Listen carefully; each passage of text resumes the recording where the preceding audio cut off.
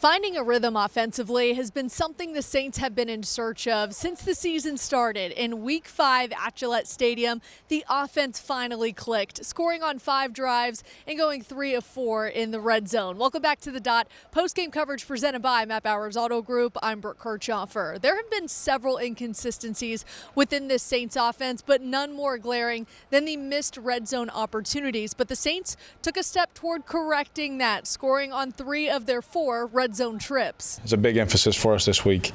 Is we felt confident, always in the game plan that, hey, when we get down there, let's make sure that we execute. And sometimes it may be a field goal, but to come away out of a game, especially in this stadium, against this scheme with those players, that's an exciting day for sure.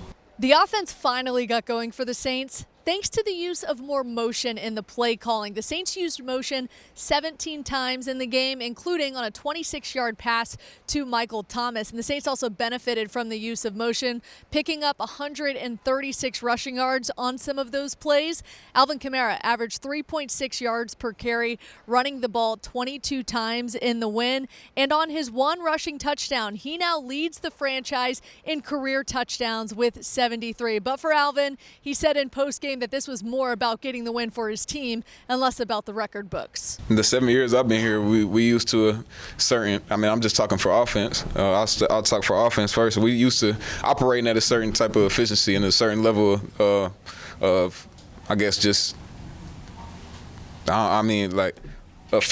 and effort and just optimization of where we can score at will, right? And we can stay ahead of the chains and limit the penalties and the self-inflicted wounds. So when you can do that in this offense, man, the possibilities are really endless. And like I said, with the playmakers we have, there's enough for everybody. Sparking the team in the 34-0 shutout was Tyron Matthews' pick 6 early in the game. This is Matthews' 3rd interception now in his career against the Patriots, but first time with a pick 6 in Foxborough. We were talking about that before the game. It seems like every time I come up here, I get a pick, you know what I mean? Like it's kind of like the same type of pick, right? Like it's usually a tip ball, that kind of just falls in my lap. That was a lot of juice right there. When he just a ball hawk, when he been doing it for forever, I feel like. So when he able to get his hands on the ball, we know it's a possibility that we go to the crib with it, and he did it today. He's unbelievable.